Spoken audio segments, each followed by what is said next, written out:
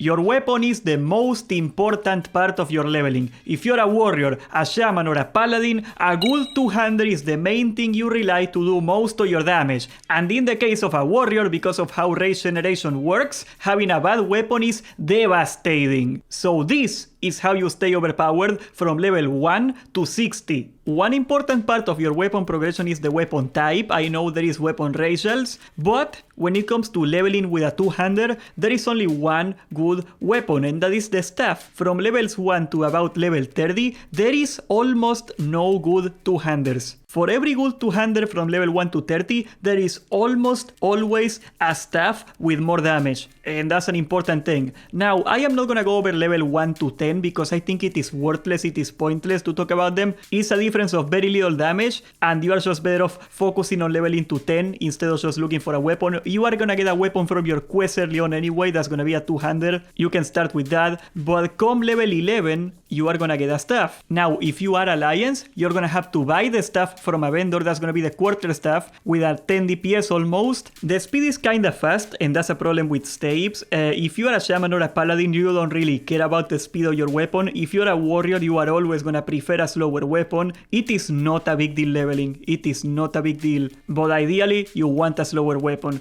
But anyway, you're gonna get a quarter staff from any city vendor. You should probably go to Darnassus so you can train staves if you're Alliance. That's a bit of a bummer. But you really have to train staves. You're gonna do staves for a long time. If you are a Horde, you can also take this staff, but I recommend you take this staff from a level 11 quest in the Barrens. Very easy to do, the Cauldron Stirrer. All you have to do is go to an oasis in the Barrens and pick up a couple mushrooms, and there you go. You get a staff. It's a little better even, and it's slower, so it is better, and it's free. The quarter staff is like 30 silver, so yeah, that's a lot of money you're saving right there. And yes, I am a huge defender of buying a weapon when it's convenient. You're gonna make way more money back if you can kill stuff faster. Way more money back, especially early on. 30 silver at level 10 is not gonna matter once you hit like level 20. That's nothing. But the time you save to get to level 20 when you make more money, that's a lot of time. Now at level 13 or so, if you are a Horde, you can get this staff. It has 13 DPS, really nice stuff. It is even slower. That's on Camp Torajo. This little quest over here, you gotta kill a couple Thunderhawks. It is kinda hard to do at level 13, but you can probably do it. It is not that hard. Maybe if it was hardcore, I would wait for like level 15.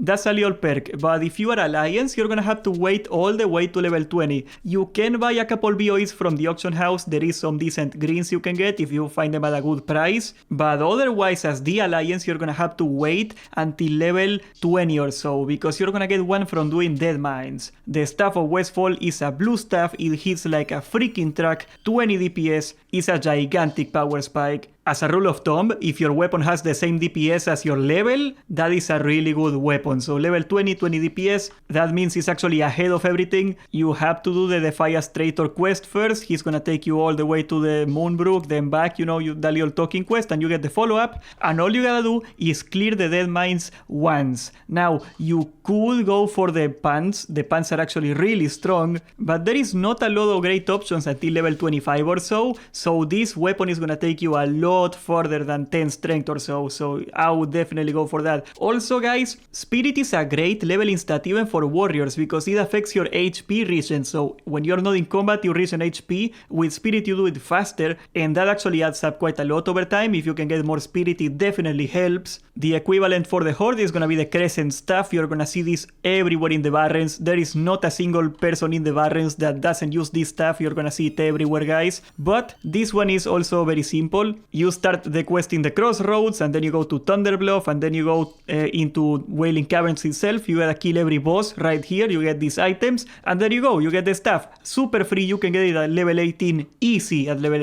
18. This thing destroys at level 18, dude. You are gonna double your damage pretty much. It is insane. Now at level 24 you can do SFK. In SFK you can get this stuff, which is 21 DPS instead. It is a tiny upgrade, but it is an upgrade nonetheless. Or you can get this from BFD from Kelris, which is 23.75 DPS. It is not a huge upgrade, but you would feel it if you did Black Fathom Dips. You might as well take it. I don't know if the casters are gonna be happy that you take their stuff, but it is definitely an upgrade. And now now is gonna come the next controversial thing about my guide here. I think at level 29 you transition into Access. Now, why is it Access? Basically, there is not a lot of great two-handers that aren't Access, and that's part of the problem. And I know that sucks for the humans because they are probably not gonna take advantage of their weapon racial. If you were to take advantage of your racial as a human, you would have to jump from a mace to a sword every 5 levels or so, and you cannot just keep leveling a different weapon skill every time. That's dumb. Even if it is an upgrade, if you're trying to level fast, it is usually a better idea to just stick to one weapon type, and that weapon type is definitely gonna be Access. The most good two-handers for leveling, they are all Access. And we are gonna start at level 29 with the Corpse Maker. The Corpse Maker is in Razor and Crawl. You can kill, is the first boss you find. This guy, Overlord Ramtusk. You can do Ramtusk runs where you just kill this guy and reset. And that's how we got our Corpse Makers. It is super easy to do.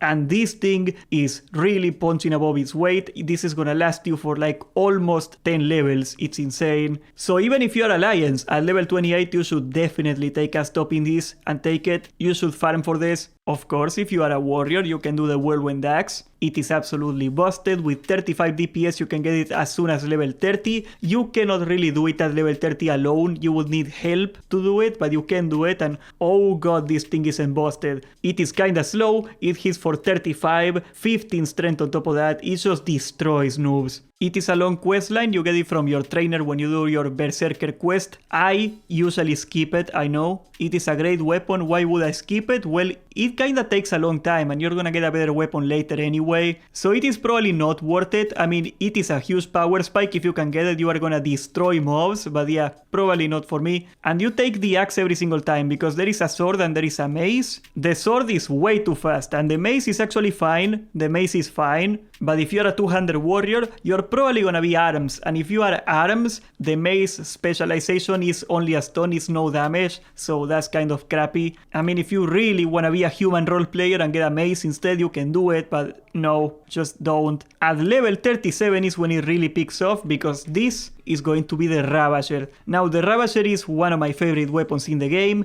It is very unique. It has a proc that it does AoE. You get like a proc every couple hits that you just start spinning on the ground and does AoE damage. So if you're gonna be farming dungeons, this is definitely the best weapon for that. It does 37 DPS, which is amazing. It is just a perfect weapon. You get this by killing Herod in Scarlet Monastery Armory, and you can start farming for it at level 36 or so.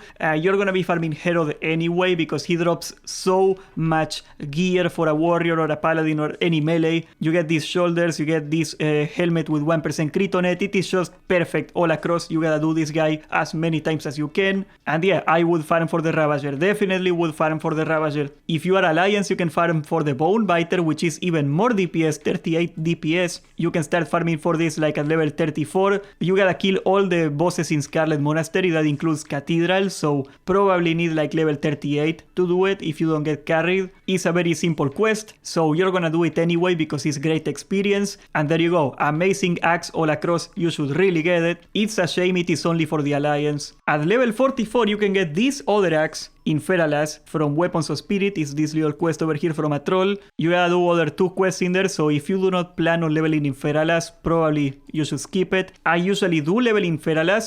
This is for the Horde only, by the way, but this weapon is just amazing. You should definitely get it. It's fast. It is really fast, and that's not great for a warrior, but it is still like 4 more DPS. That's gonna more than make up for it. There is also an optional detour you can take. There is a quest in Marodon where you gotta kill Princess. You get it in Desolas, you get it in the Alliance town if you're Alliance, or in the Horde town if you're Horde, obviously, of course. Now, this weapon looks pretty good. 45 DPS, really strong. You can do Marodon as early as 45 quite easily. It even regenerates your HP, which is pretty cool. It is slow, which is amazing, but I almost never recommend it if you're a warrior, and that's for a simple reason. You are sacrificing the Trash Blade. Now, the Trash Blade is a weapon with Wind Fury on it. It absolutely slaps, and if you're gonna do dungeons at level 60 and you're a tank, or if you wanna dual wield at level 60, this weapon is both a really good tanking weapon and a great off-hander, so I would hate to throw away this weapon when it is so good for later on. Personally, I take the Trash Blade every single time. There is also this other axe in Marodon you might wanna take a look look at.